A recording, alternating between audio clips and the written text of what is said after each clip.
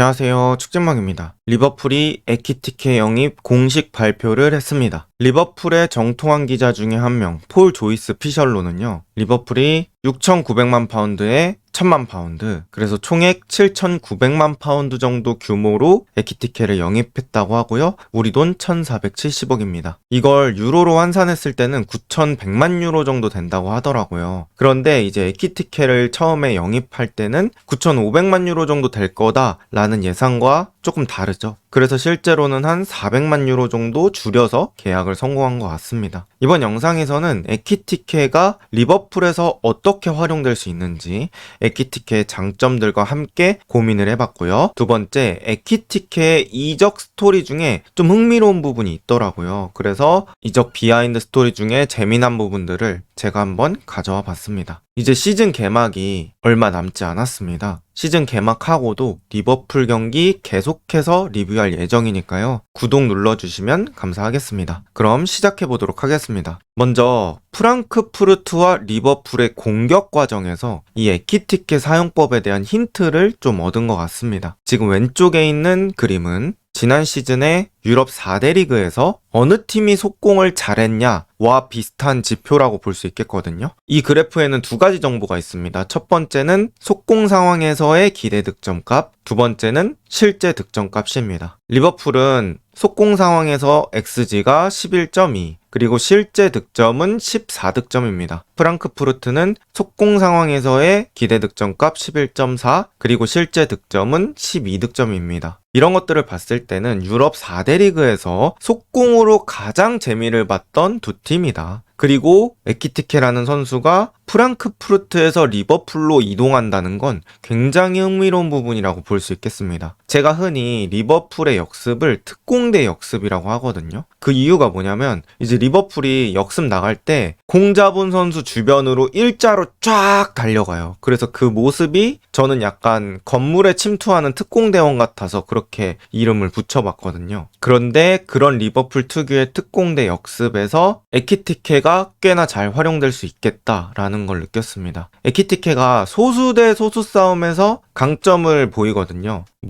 수비 숫자와 비슷할 때 1대1 돌파 능력이라든지 속도가 붙었을 때의 마무리 능력, 이런 것들이 좋다고 평가받는 선수이기 때문에 특공대 역습에서 특히나 빛을 발할 수 있는 영입이라고 생각하고요. 비르츠, 살라의 플레이메이킹까지 지원받을 수 있기 때문에 또 그런 점에서도 기대를 할 수 있습니다. 그리고 에키티케가 또 여러 가지 장점 중에 역습 시 뽀름반 하는데 또 장점이 있는 것으로 알려져 있습니다. 이 역습 시 뽀름반 능력이 리버풀의 템포를 올려줄 수 있을 것 같아요. 이 왼쪽 그림이 분데스리가에서 에키티케가 10야드 이상 공을 가지고 간 그런 화살표인데요. 경기장을 3분의 1씩 나눴을 때 상대 지역 쪽 3분의 1을 파이널 서드라고 표현을 하는데요.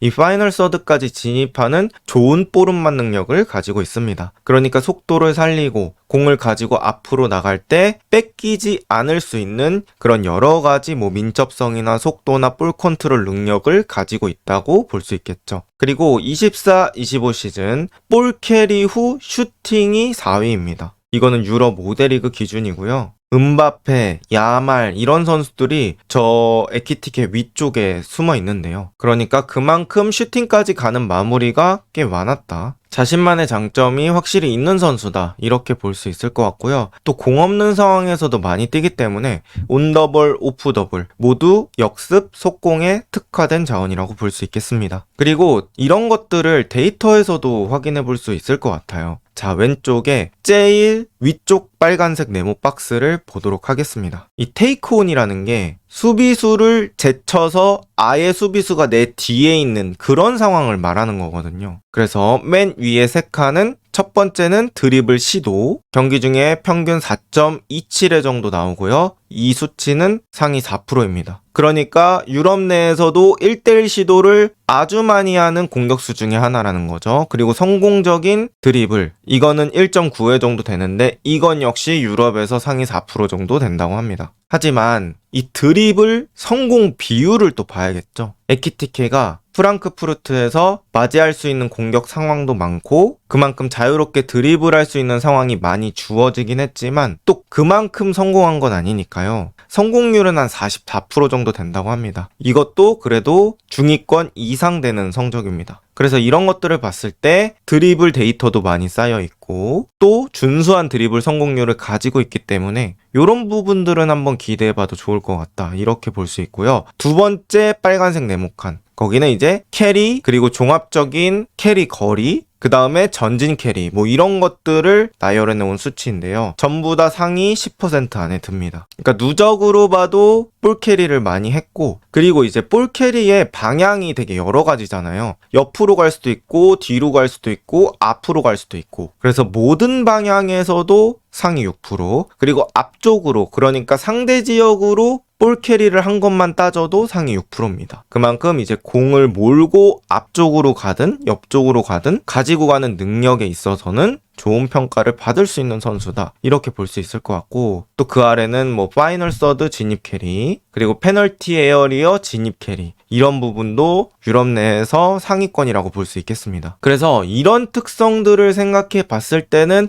리버풀의 특공대 역습에서 공 운반하면서 앞쪽으로 가는 그런 그림이 그려지긴 합니다. 그래서 이제 에키티케가 리버풀에 왔을 때 어떻게 활용될 수 있는지 한번 볼게요. 첫 번째는 속공 시 빠른 오프더볼 움직임을 가지고 있습니다. 에키티케가 엄청나게 빠른 속도를 가지고 있는데요. 이런 식으로 리버풀의 살라가 공을 잡았을 때 학포, 에키티케, 비르츠 옆에서 일자로 쭉 띄워주면서 살라에게 경우의 수를 만들어줄 수 있죠. 반대로 이 공을 잡은 선수가 비르츠여도 이러한 그림은 크게 변하지 않습니다. 그리고 수비들은 내 골대를 등지고 공을 보고 있는 거잖아요. 그래서 상대적으로 수비보다는 가속이 붙어있는 상태일 수 있습니다. 그런 상태에서 움직이기 때문에 위협적인 움직임을 가져가 줄 수 있다. 살라도 빠르잖아요. 그 살라의 속도와 충분히 맞춰줄 수 있는 자원이라고 생각합니다. 뭐 이런 상황에서 공 가진 선수가 선택을 할 수 있겠죠. 에키티케 움직임이 너무 좋다. 그러면 에키티케한테 주면서 에키티케에게 마무리를 맡길 수도 있고요. 또 에키티케 움직임을 이용해서 공 가진 선수가 직접 마무리할 수도 있겠죠. 두 번째 활용 방법입니다. 속공 시 직접 볼운반입니다. 아까 말씀드렸던 데이터에서 에키티케가 볼운반에 특히 장점을 가지고 있는 선수라는 게 드러납니다. 그래서 이 특유의 볼운반 능력을 통해서 앞쪽으로 쭉쭉 나가면서 주변의 선수들이 같이 뛰는 그런 환경을 만들어 볼 수 있고요.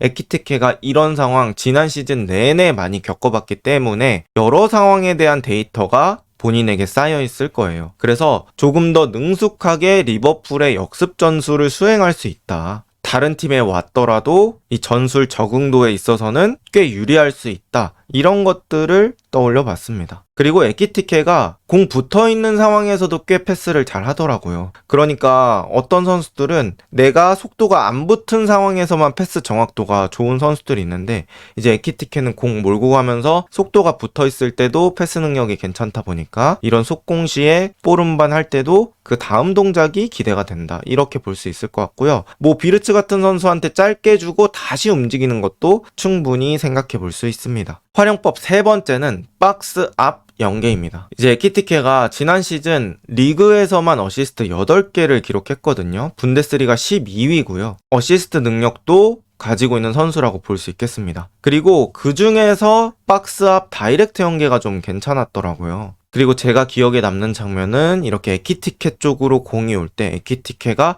발목만 딱 열어서 공을 잡지 않고 다이렉트 패스로 좁은 뒷공간 쪽으로 뛰는 선수에게 밀어주는 그런 그림이 있었고요. 이제 이런 상황에서 노란 지역으로 공이 들어갔을 때 학포나 살라 같은 선수가 바로 감아찰 수 있는 각이 생기잖아요. 그래서 이런 역발 윙어를 또 잘 살려줄 수 있는 그런 역할을 할 수 있다. 그래서 연계 아이디어나 그런 것들은 저는 괜찮다고 봤습니다. 다만 뭐 올리비에 지루, 루카쿠 이런 느낌의 연계는 아니고 그런 상남자의 느낌이라기보다는 조금 더 유연한 느낌이라고 보는 게 맞을 것 같습니다. 그 다음 활용법 네 번째는 세미 1대1입니다. 에키티케가 가장 좋아하고 가장 잘하는 상황이 아닐까 싶고요. 이런 식으로 비르츠한테 패스 받고 솔로 플레이로 슈팅각을 만들어 보는 겁니다. 특히 속도 붙은 상태에서 1대1 능력이 되게 좋다고 느꼈어요. 자기 속도를 잘 이용해서 가감속 이용하다가 팍 치고 나가서 슈팅까지 하는 그런 능력 있다고 볼 수 있겠고요. 이 골 결정력이라는 부분도 저는 특히 이 상황에서 많이 올라간다고 느꼈습니다. 에키티케가 주로 득점했던 장면이 지금 그림과 같은 비슷한 상황이 아주 많았거든요. 그래서 이런 세팅,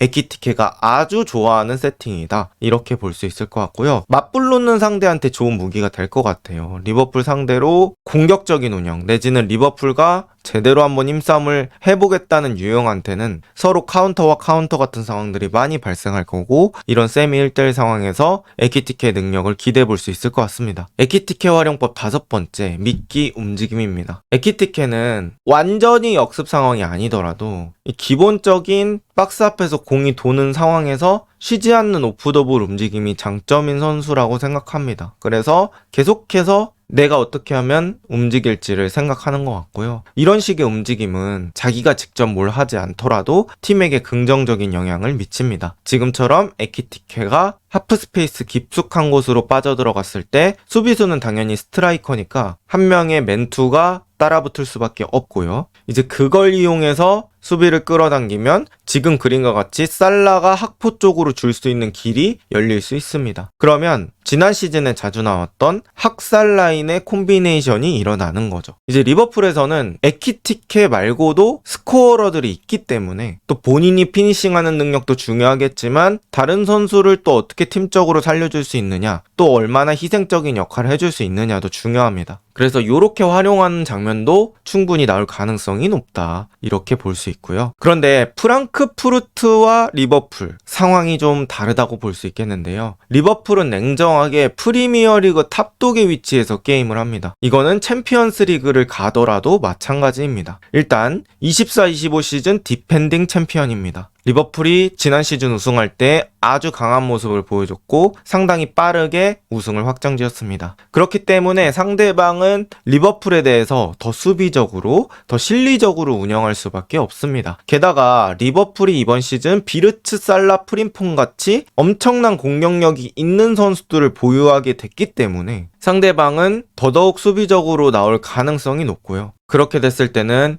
리버풀이 속공 상황이 많아지기보단 줄어들 확률이 더 높다고 생각합니다. 그렇다면 결국에는 리버풀이 내려앉은 수비를 깰 수 있어야 합니다. 이건 뭐 에키티케가 와서 드리는 얘기가 아니라 지난 시즌 리버풀이 내려앉은 수비를 깨는 경기들이 많았기 때문에 결국에 우승을 한 거거든요. 이건 뭐 리버풀뿐만 아니라 맨시티, 아스날, 첼시 뭐 다 똑같은 얘기겠죠. 이 내려앉은 수비를 얼마나 잘 깰 수 있느냐가 중요할 것 같은데, 이제 그런 상황에서 에키티케가 리버풀에 와서 성장할 수 있는지, 이 부분은 체크가 돼야 되는 부분이라고 생각합니다. 그리고 결국에 그런 상황에서는 스트라이커에게 공이 많이 안 갈 확률도 높습니다. 당장 지공에 특화되어 있는 맨체스터 시티만 보더라도 경기가 안 풀리는 날에는 홀란드까지 공이 도달하지 않는 그런 경기들이 많습니다. 그래서 그만큼 이 스트라이커가 경기에 관여할 수 있는 상황 자체가 줄어들 가능성이 높은데, 그럴 때는 자신에게 오는 작은 기회라도 퀄리티 있게 살려주는 능력이 필요하고요. 결국에는 좁은 공간에서의 슈팅 퀄리티 개선이 좀 필요하지 않나, 이렇게 생각을 합니다. 이건 리버풀 팀 차원의 과제이기도 하지만 에키티케 개인 차원의